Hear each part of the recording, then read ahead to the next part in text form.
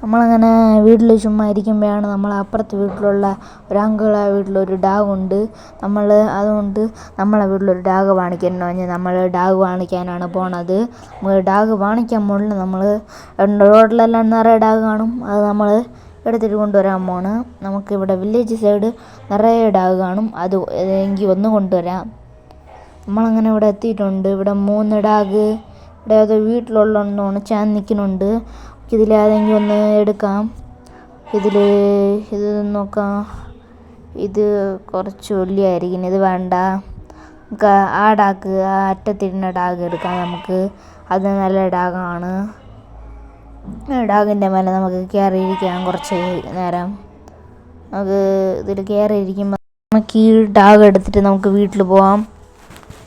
നമ്മളങ്ങനെ വീട്ടിലെല്ലാം എത്തിയിട്ടുണ്ട്. ഈ ഡാഗ് ഹാപ്പി ആയിട്ടാണ് ഇരിക്കുന്നത്. നമ്മളെ ഡാഗ് ഹാപ്പി ആയിട്ട് നല്ല സന്തോഷമായിട്ടാണ് ഇരിക്കുന്നത്.